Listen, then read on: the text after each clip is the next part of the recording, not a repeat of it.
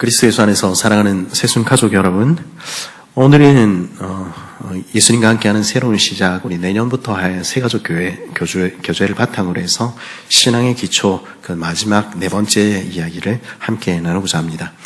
최근에 우리 중고등부에 우리 새 친구들이 좀 찾아오고 있습니다. 예전에 오는 친구들은 그래도 어렸을 적에 교회를 다니던 친구들, 이런 친구들이 오는데 요즘은 아예 교회라는 데를 처음 와본 친구들 많이 있습니다. 좋은 일이지요. 근데 그러다 보니까 이 아이들이 첫인상을 가끔 듣는데 재미가 있습니다. 교회 처음 딱 아마 대예배 시간에 왔나 봐요. 대예배 시간에 딱 왔는데 교회 처음 왔는데 앞에 딱 웬 근육질의 아저씨가 딱 버티고 서가지고 막 노래를 크게 부르고 있어가지고 자기 조금 쫄아가지고 이게 교회인가 싶어가지고 도망갔다, 이런 얘기도 제가 들었고요. 그 근육질 아저씨가 누군지 아시겠죠?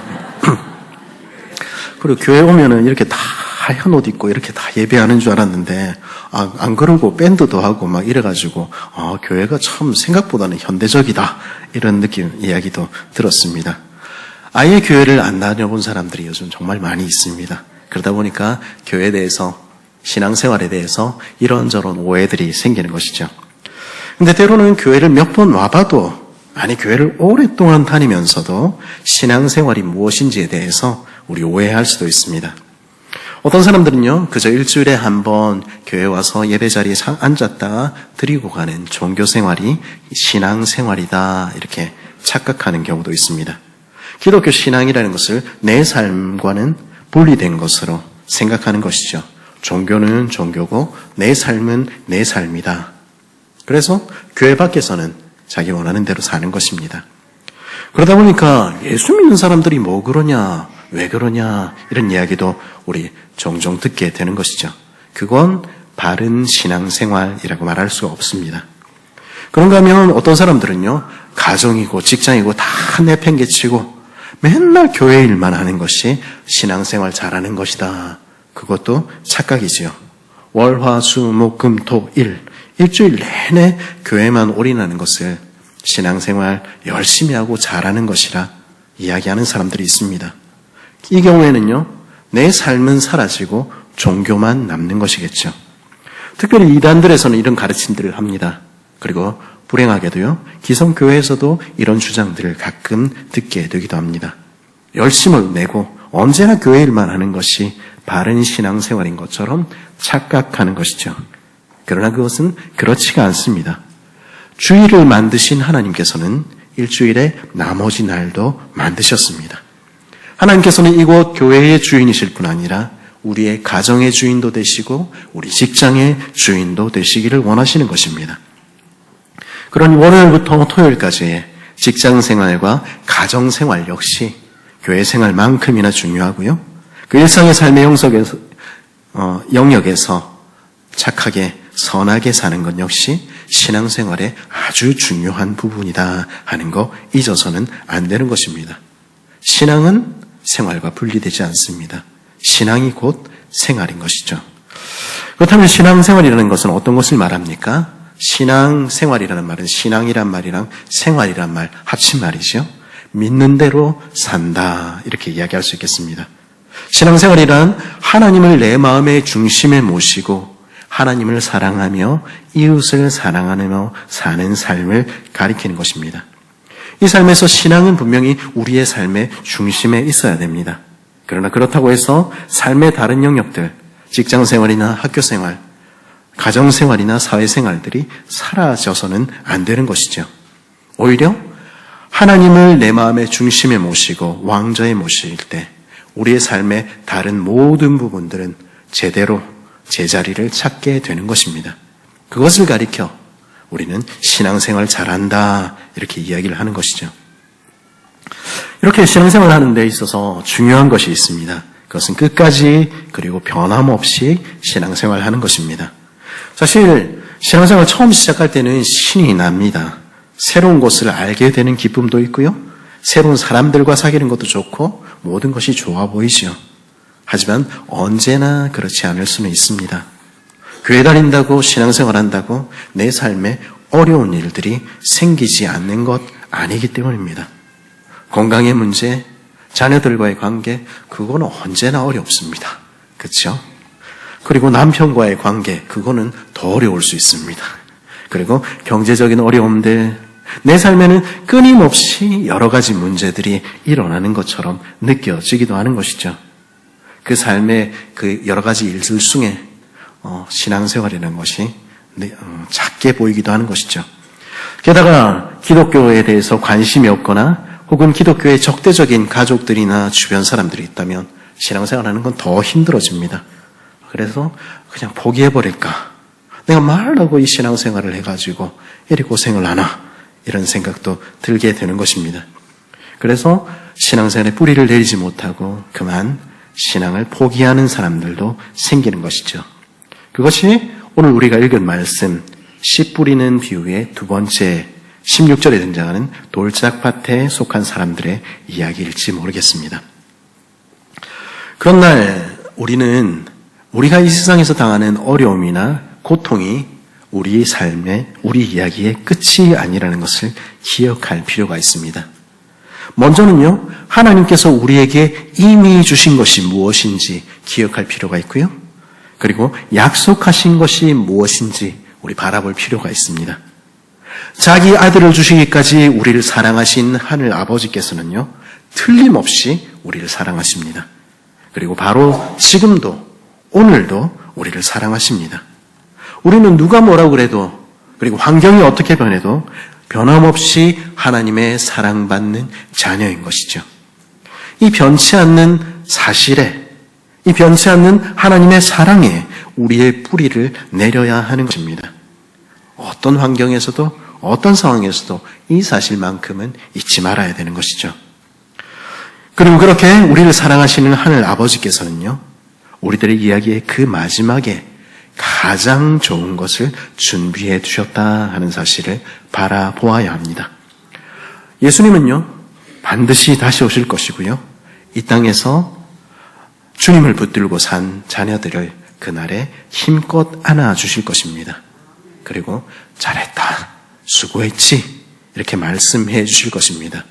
우리 다음 주 은퇴식 있을 때 그 수고한 자녀들, 우리 수고한 자녀들이 아니죠. 우리 장로님들, 권사님들, 집사님들 여러분 힘껏 안아주시면서 잘했다, 수고했다 이렇게 이야기해 주시듯이 하나님 우리에게 그렇게 하실 것이라는 것이죠. 영원한 생명을 주시며 아버지와 함께 살게 하실 것입니다. 그것을 분명히 바라보아야 하는 것입니다. 그럴 때 우리는 우리가 당하는 이 모든 어려움에도 불구하고 신앙생활을 할 만한 가치가 있구나 생각하게 되는 것이죠. 성경 히브리서 10장 36절에서 39절은 이렇게 말합니다. 여러분이 하나님의 뜻을 행하고서 그 약속해 주신 것을 받으려면 인내가 필요합니다. 이제 아주 조금만 있으면 오실 분이 오실 것이요 지체하지 않으실 것이다. 나의 의는 믿음으로 살 것이다. 그가 뒤로 물러서면 내 마음이 그를 기뻐하지 않을 것이다. 우리는 뒤로 물러가 멸망할 사람들이 아니라 믿음을 가져 생명을 얻을 사람들입니다. 하나님은 우리를 잘 아십니다. 우리가 이곳에서 어떻게 살고 있는지, 어떻게 힘겹게 살아가는지, 어떻게 수고하는지 다 알고 계십니다. 그래서 하나님은 결코 지체하지 않으실 것입니다. 그래서 저기 저 벽에 써 있는 것처럼 내가 진실로 속히 오리라 오늘도 그렇게 말씀하시는 것입니다. 하나님의 자녀들은 그 하나님을 믿는 믿음으로 사는 것이죠. 그러므로 이 땅에서 끝까지 그리고 변함없이 신앙생활을 하기 위해서 필요한 것이 있습니다. 그것은 인내입니다. 뒤로 돌아보며 후회하며 뒤로 물러서지 않는 것입니다. 우리는요, 후회할 때가 참 많습니다. 지난 세월 돌아보며 잡을 수 없는 것들을 돌아보며 이랬으면 좋았을 텐데 차라리 저랬으면 어땠을까 그런 생각들을 하기도 합니다. 그런데요, 그렇게 자꾸 뒤를 돌아보다 보면 현실은 지옥처럼 느껴지게 됩니다. 도무지 견딜 수 없을 것처럼 느껴지게 되지요. 그러나 우리의 지난 날에는 하나님이 함께 계셨습니다. 그 사실을 기억하며 우리의 과거로 인해서 감사로 우리를 채워가며 그리고 다시 앞을 바라볼 때 우리 신앙생활은 그래도 할만한 것으로 바뀌게 되는 것이죠. 그러기에 인내할 뿐 아니라 뒤를 돌아보며 물러서지 않기로 작정해야 하는 것입니다. 우리에게 주신 말씀에 그 변함없는 사랑의 뿌리를 내리고 넘어지지 않기로, 시험에 들지 않기로 작정해야 하는 것입니다. 그렇게 하나님을 붙들고 하루하루 걸어가다 보면 우리는 어느새 뒤를 돌아보면 저만치 걸어가 있는 것 보게 되는 것입니다. 그리고 우리 삶에서 열매도 맺히는 것이죠. 근데 이렇게 열매 맺는 신앙생활을 방해하는 것들이 있습니다. 오늘 우리가 읽은 말씀 18절, 19절은 이렇게 이야기합니다. 가시덤불 속에 뿌려지는 것이란 달리 이런 사람들을 가리키는데 그들은 말씀을 듣기는 하지만 세상의 염려와 재물의 유혹과 그 밖에 다른 일에 욕심이 들어와 말씀을 막아서 열매를 맺지 못한다. 말씀을 듣고 교회를 열심히 다녔는데 자라지 못하고 열매 맺지 못하는 경우들이 있다는 것입니다. 언제입니까? 다른 것들이 우리 마음을 가득 채울 때, 우리 삶이 그런 다른 것들에 의해서 움직여갈 때 진짜 신앙생활은 할 수 없는 것이죠. 그렇게 신앙생활을 방해하는 것 중에 오늘 말씀이 들려주는 첫 번째 것은 생활의 염려, 세상의 염려입니다. 이 세상에서 어떻게 살아가야 되지? 그런 걱정하고 근심하는 것이죠. 우리가 사는 세상은 참으로 불확실한 세상입니다. 참으로 모든 것이 불확실하고 불안정한 세상입니다. 경제위기, 정치위기, 우리가 확신하고 믿어왔던 모든 것들이 하루아침에 물거품이 될 수 있는 것이 우리가 사는 세상입니다. 우리의 직장도 불안하고요. 우리 자녀들의 미래도 불안하고 내 건강도 장담할 수가 없는 것입니다. 그러니 이 세상을 살면서 우리가 걱정하고 염려하는 것은 때로는 당연한 일일지 모르겠습니다. 그러나 그것들로 우리의 머릿속을 가득 채울 때, 그리고 그것에 내 마음을 내어줘 버릴 때 우리에게 하나님의 말씀은, 그리고 하나님은 무력하게 느껴지게 되지요. 그러면 우리는 세상에서 믿음을 따라 살 수 없게 됩니다. 그러나 한번 생각해 보십시오. 우리의 그런 염려와 걱정이 우리가 당면한 문제들을 해결하는 데 도움을 주었습니까? 그렇지 않습니다. 우리는요, 우리의 머리카락 하나도 길게 만들 수가 없는 것입니다. 세상을 살아가는데 제일 중요한 것은요, 사실 우리가 한 게, 노력해서 얻은 게 별로 없습니다. 우리가 고백했듯이 우리가 지금까지 살아온 것은 우리의 능력이 아니라 하나님의 은혜로 살아오신 것이죠. 그런 우리를 향해서 성경은 우리에게 이렇게 말합니다. 여러분의 걱정을 모두 하나님께 맡기십시오. 하나님께서는 여러분을 돌보고 계십니다. 베드로전서 5장 7절 말씀입니다. 우리가 만나는 어떤 상황도, 어떤 어려움과 어떤 걱정거리도 우리 하나님보다 크지는 않습니다.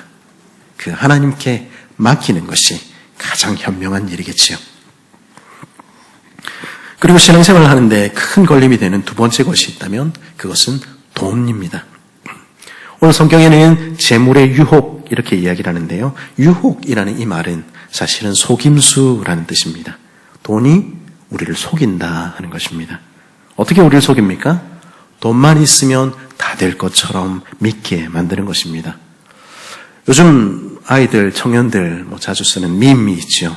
어떤 문제가 돈으로 해결되지 않는다면 그것은 돈이 부족한 것은 아닌가 잘 생각해봐라, 이렇게 이야기하지 않습니까? 그래서 사람들은 어떻게 합니까? 돈 더 벌어야 된다는 것입니다. 조금 더 벌어야 된다는 것입니다. 그러다 보면 어떻게 됩니까? 예배할 시간이 어디 있습니까? 사람들과 교제할 시간에 부업 하나 더 뛰는 게 더 좋아 보이는 것입니다. 물론 돈이 필요하지 않다 이런 말씀 드리는 것이 아닙니다. 우리가 자녀를 키우고 생활을 영위하는데 돈이 꼭 필요하지요. 성실히해서 버는 돈은 하나님께서 주신 선물입니다. 저도 돈이 필요합니다. 그리고 불가피한 경우가 없다는 거 모르는 바가 아닙니다. 직장에서 3교대 근무를 하든지 아니면 주일에도 불가피하게 일을 해야 하는 경우들이 있지요. 그러나 그 순간에 우리는 우리 자신에게 물어보아야 하는 것입니다. 내 마음의 중심은 지금 어디에 있는가? 그래서 나는 할 수 있는 순간에는 주일에 예배할 수 없다면 수요일에라도, 수요일에도 예배할 수 없다면 순모임이라도 그렇게 나와 하나님을 예배하고 있는가 정직하게 돌아보아야 하는 것입니다. 돈은요, 우리를 속입니다. 돈에는요, 마력이 있습니다. 돈 없는 사람들만 돈 때문에 고민하는 것이 아니더라고요. 그만하면 먹을 걱정이 없는, 먹고 살 걱정 안 해도 되는 이들도 그 머릿속에 온통 돈 생각으로만 가득한 것이 우리가 사는 세상입니다. 그야말로 돈은 우리 시대의 최고의 우상, 그리고 만물을 결정하는 척도가 된 모습을 보게 되는 것이죠. 그게 어디서 드러납니까? 요즘 아이들, 우리 자녀들 대학 진학 그리고 진로를 고민하고 있는데 그 진로 고민할 때 우리는 우리 자녀들에게, 우리 청년들에게 어떤 조언을 해주고 있습니까? 사람들이 그래서 그래, 다른 사람들을 잘 돕고 섬기는 훌륭한 사람 되라. 그게 제일 좋은 직장이야. 우리 그렇게 조언해주고 있습니까? 많은 사람들은요, 어떤 진로를 하려고 그런다 그러면 딱 인상부터 쓰고 그래서 얼마나 버는데? 이렇게 묻곤 하는 것입니다. 돈 생각이 우리 머리와 우리 마음을 가득 채우면요, 사람을 볼 때 우리가 마땅히 사랑해야 할 형제와 자매들을 볼 때도 저 사람이 나한테 돈이 될까 안 될까, 이익이 될까 안 될까, 그렇게 보이게 되는 것입니다. 거기에 참된 형제에는 신앙생활은 사라지고 마는 것입니다. 그럼 그래서 그 돈이 참으로 우리를 자유롭게 합니까? 참으로 모든 것을 할 수 있고 우리를 행복하게 만들어 줍니까? 그렇지 않지 않습니까? 그저 그런 것처럼 속일 뿐이지요. 사실 가장 소중한 것들은 돈으로 살 수 없다는 거, 우리 어린이집에서도 배우는 일입니다.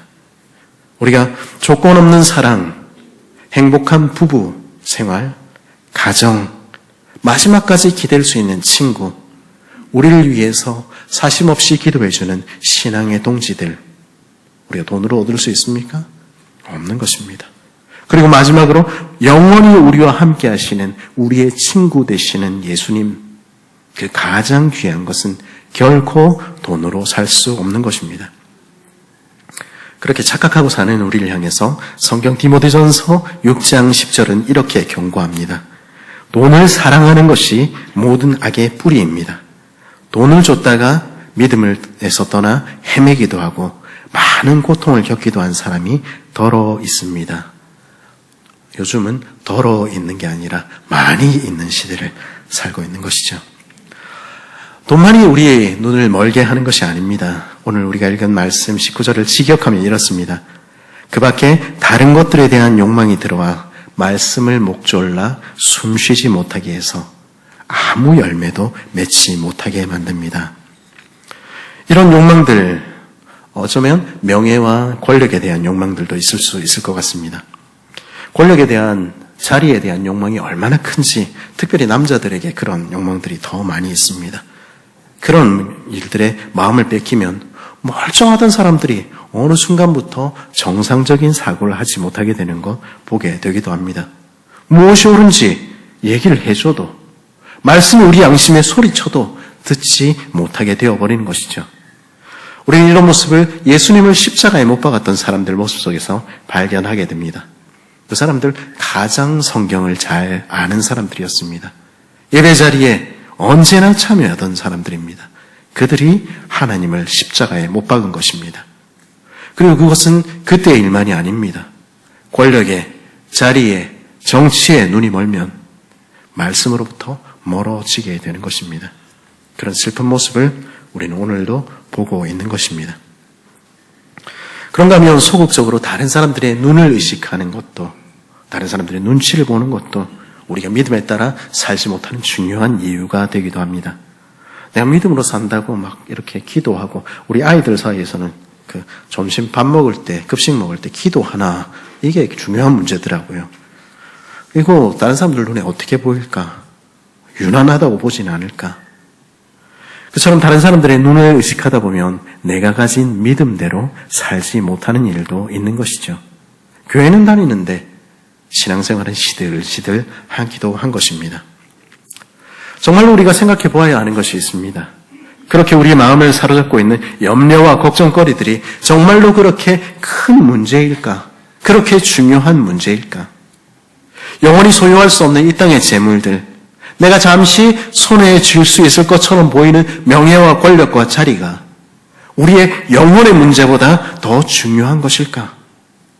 다른 사람들의 눈에 어떻게 보일지가 내 영원한 운명을 가로지르는 그 문제보다 더 중요할까 생각해 보아야 하는 것입니다.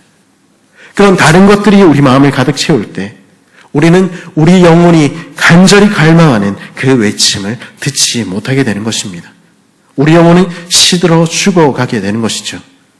그리고 주께서 다시 오시게 되는 날 우리는 부끄러움으로 우리 얼굴을 가리게 될 것입니다. 그래서는 되지 않겠지요?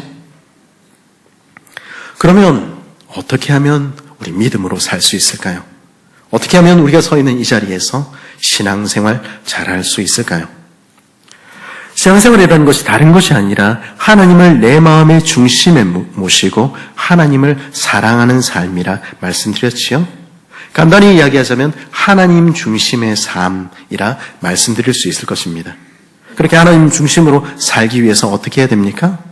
먼저 성경 말씀을 읽어야 됩니다. 마태복음 4장 4절에서 예수님이 이렇게 말씀하셨습니다. 예수께서 대답하셨다.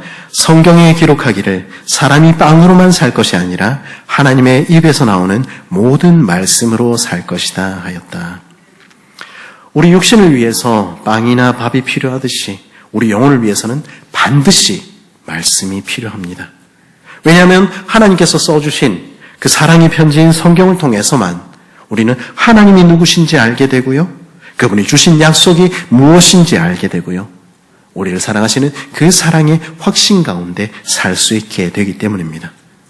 그래서 믿음의 사람들은요, 성경 없이는 나는 못 살아요. 내 성경은 내 영혼의 양식입니다. 그렇게 고백하곤 했던 것입니다. 그래서 우리 주보 일면에도 보면은 오른쪽, 왼쪽 제일 밑에 보면은 매일 성경 묵상 본문이 나와 있지 않습니까? 매일 성경이라는 교재를 사서 읽으며 글자가 잘 안 보인다 싶으면 저처럼 시니어 성경 읽으면 잘 보입니다. 사서 읽으며 성경을 읽자 말씀을 드리는 것입니다. 왜냐하면 그 누구도 말씀 없이 살 수 없기 때문입니다. 그렇게 성경을 읽는 것과 짝이 되어서 다니는 짝이 하나 있습니다. 그것은 기도입니다.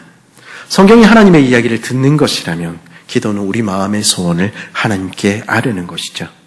이 둘은요, 근데 항상 붙어 다닙니다. 말씀을 통해서 하나님이 정말로 내 아버지이시라는 사실을 확신하게 되면 우리는 조금 더 용기를 내서 확신 가운데 우리에게 필요한 모든 것을 하나님께 지시콜콜 이야기할 수 있게 되는 것입니다. 요한복음 15장 7절에서 예수님은 이렇게 말씀하셨습니다. 너희가 내 안에 머물러 있고 내 말이 너희 안에 머물러 있으면 너희가 무엇을 구하든지 다 그대로 이루어질 것이다. 성경을 날마다 묵상하며 그래서 그 말씀이 우리 마음에 가득할 때, 그래서 우리가 하나님 안에 살고 있을 때 하나님은 우리 기도를 반드시 들으실 것이다 약속하신 것입니다. 유창한 말로 잘하려고 애쓸 필요가 없습니다. 우리 아버지한테 이야기하는 거라니까요. 너듬너듬 거려도 그 자녀의 기도를 하나님은 반드시 들으십니다. 그래도 기도를 어떻게 하는지 모르겠다. 우리 새 가족들을 위해서 새 가족 교육 시간에 우리 5손가락 말씀드렸지요. 첫 번째 무엇입니까? 하나님을 찬양하고, 두 번째 하나님께 감사하고, 셋째 우리 자신을 돌아보며 잘못을 회개하고 하나님께 용서를 구하고, 넷째 우리의 필요한 것을 하나님께 간절히 구하고, 다섯째 예수님의 이름으로 기도합니다. 아멘. 그러면 되는 것입니다. 아침을 시작하며 하루를 마감하며 짧게라도 우리 아버지를 만날 수 있기를 바랍니다. 그때 우리는 하나님 중심의 삶, 하나님을 사랑하는 삶, 어떻게 사는지 길을 발견하게 될 것입니다. 그리고 신앙생활을 잘한다는 것은 하나님을 사랑할 뿐 아니라 우리 이웃을 사랑하며 사는 삶이었죠. 그거 위해서는 우리 믿음의 형제 자매들 잘 사귀며 살아야 됩니다. 지난주에도 말씀을 드렸죠. 우리 중에 누구도, 저를 포함해서 누구도 혼자서 신앙생활을 잘할 수 없습니다. 그래서 하나님 교회를 주신 것입니다. 사도행전 2장 46절에는요. 첫 번째 교회의 모습이 이렇게 나타나 있습니다. 그리고 날마다 한 마음으로 성전에 열심히 모이고 집집이 돌아가면서 빵을 떼고 순전한 마음으로 기쁘게 음식을 먹고 하나님을 찬양하였다. 그래서 그들은 모든 사람에게서 호감을 샀다. 주님께서는 구원받는 사람을 날마다 더하여 주셨다. 첫 번째 교회부터요, 우리는 예배로 모일 뿐 아니라 집집마다 순으로 모여서 같이 식사도 하고 서로의 삶도 나누고 하나님을 찬양하고 기도했다는 것입니다. 그래서 우리 교회에서는 순 모임을 강조를 합니다. 우리 새순 식구들이 모두가 조금 순 모임은 안 나가고 있다 하는 분들이 있다면 새해부터는 결단해서 내가 순 모임은 좀 나가겠다, 그렇게 결단할 수 있기를 바랍니다. 말씀을 놓고 서로의 삶을 나누는 우리의 순 모임들이 더 풍성해지기를, 우리 순에 들어온 새 가족들로 인해서 더 우리 순이 재밌어지기를 바랍니다. 신앙생활은요, 힘든 게 아니고 재미있는 겁니다. 하나님은 그렇게 하기를 원하시는 것이죠. 그리고 신앙생활을 잘하기 위해서는요, 서로 돕고 살아야 됩니다. 왜냐하면 신앙생활이라는 건요, 기본적으로 우리를 죽기까지 사랑하시고 섬기신 예수님을 본받는 삶이기 때문입니다. 하나님께서는요, 네 옆에 있는 형제 자매를 섬기는 것이, 네 주변에 있는 이웃들을 사랑하는 것이 바로 예수님을 섬기고 사랑하는 것이라고 말씀해 주신 것입니다. 작년에 제가 한번 이 예화를 한번 들었던 것 같은데요. 톨스토이가 쓴 이야기 중에 사랑이 있는 곳에 하나님이 계시다 하는 소설이 있습니다. 우리에게는 구두 수성공 마틴이라는 이야기로 더 잘 알려진 이야기입니다.